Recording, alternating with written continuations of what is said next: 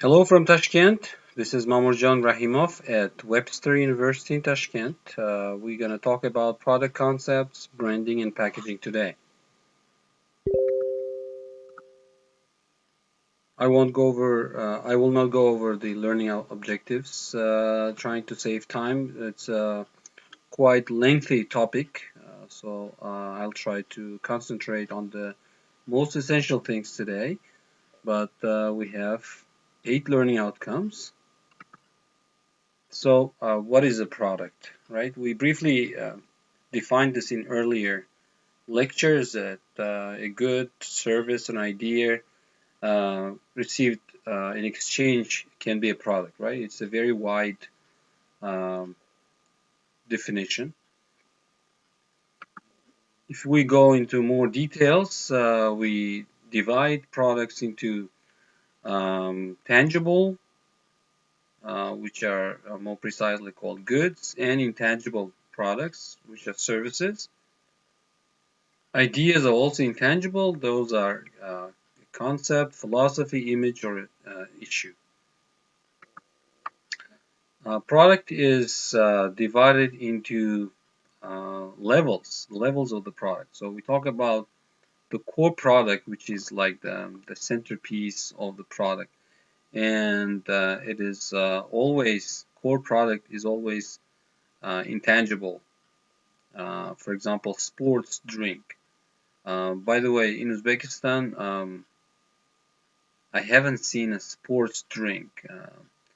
There are a lot of producers of energy drinks, but energy drinks are not sports drinks. For example, here we have a Gatorade, different flavors of Gatorade. It was my favorite sports drink brand when I was in the US as a student. Unfortunately, we don't have those yet in Uzbekistan. We don't have, um, as far as I know, any brands of sports drinks in Uzbekistan.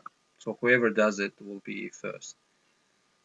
So the core product, the fundamental utility or main benefit of sports drink is rehydrating. They contain essential salts and minerals that our body loses when sweating heavily. So sports drinks are specially formulated to replenish those minerals and salts that we need for our health. So, and then we have supplemental features such as delivery, installation, training, financing, customer support, and these supplemental features help differentiate the product in the marketplace.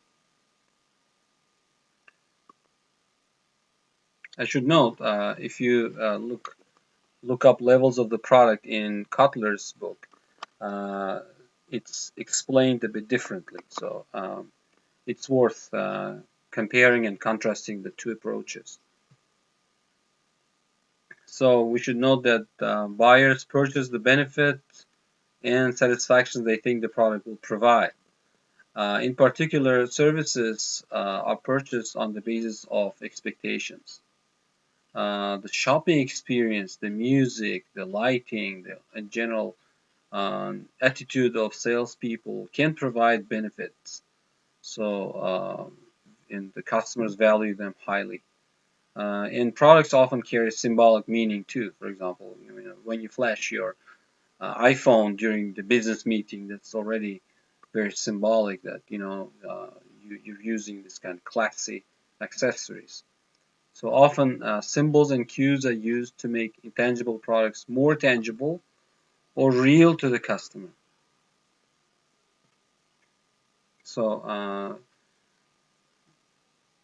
the late Ted Levitt of Harvard University, he advised to this strategy for uh, improving marketing of tangible and intangible products. So he said that for tangible products, in order to increase their value, you have to keep adding more intangible things. For example,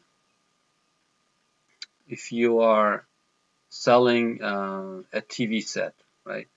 By adding delivery, installation, and customer service, which are all intangible things, you are increasing the value of the main product, which is tangible.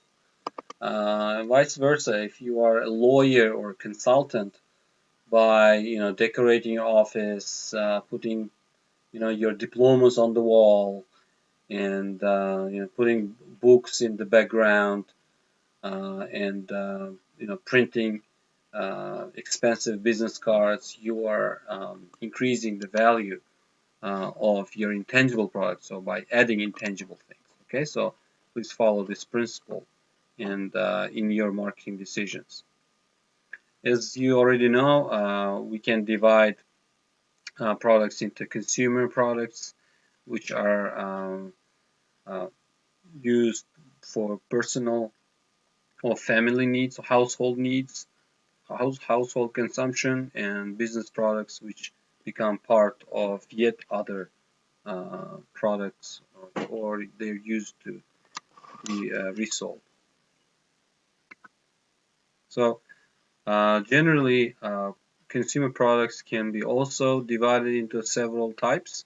So let's look at each one separately. So convenience products are relatively inexpensive, frequently purchased items for which buyers exert minimal purchasing effort, and some strategic considerations are given here.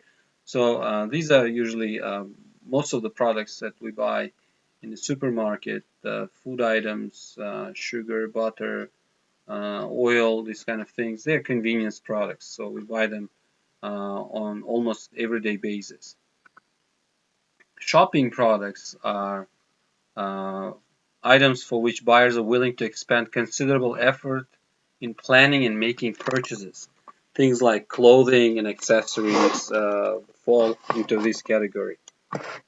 So let's look at strategic considerations. No brand loyalty, fewer retail outlets than convenience items, lower inventory turnover, personal selling is needed, and channel members demand higher gross margins. Producer and channel member cooperation is encouraged. Specialty products are things like cars and houses, and they require extensive search, generally higher price points, and have no ready substitutes. Strategic considerations are limited retail outlets, lower inventory turnover, high gross margins. And we should also explore unsought products. These are products purchased to solve sudden problems, products of which customers are unaware, and products that people do not necessarily think of buying. Okay, so for example, life insurance, right? Life insurance is an unsold product. People even aware about it, but they do not want to think of buying those. Uh, so no search, price not important, purchase is compelled. Also, blood donation is an unsold good, because we are aware of blood donation, but how many of you wake up in the morning and think about donating blood? So for Red Cross, for example, and many medical organizations which deal with blood, the idea of selling blood donation is an unsold product. So strategic considerations, you have to build trust with consumers prior to need. Recognizable brand and superior performance are necessary. And we should also note that all the new products automatically fall into unsold products category, because customers do not know about them. So you have to undertake heavy promotion and advertising to make them consider your unsold goods.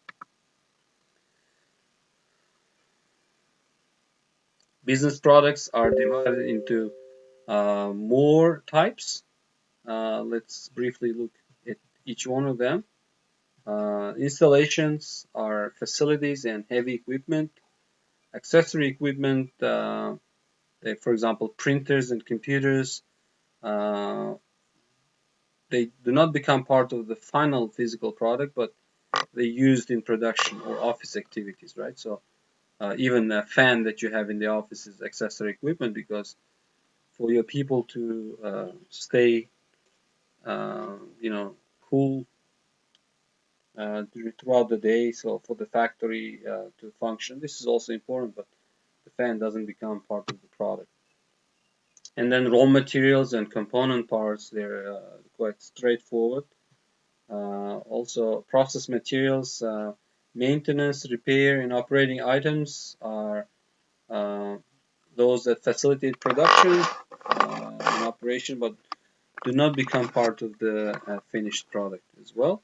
And business services, such as consulting, for example, they're intangible product that many organizations use in their operations. Let's take a look at the concept of product line. Product item is a specific product that can be designated as a distinct offering among firms' products. For example, half a liter Coke, right, in plastic bottle. So it's a product item. Product line is a group of closely related product items viewed as a unit because of marketing, technical, or end-use considerations. Using the same example, Coke is sold in 2-liter bottles, 1.5-liter bottles, in a can. So those Cokes, they form a product line. Product mix, it's the composite or total group of products that organization makes available to customers. It's hard to count all the um, elements of product mix of Coca-Cola, but for example, cola, besides cola products, they have juices, they have coffee, tea, energy drinks. So they make up the Coca-Cola's product mix. Width of the product is the number of product lines a company offers. Depth, the average number of different products in each product line. This diagram here shows how to understand the concept of product mix width and depth. Okay, let's pause it here, and when we come back, we're gonna talk about different stages of product life cycles.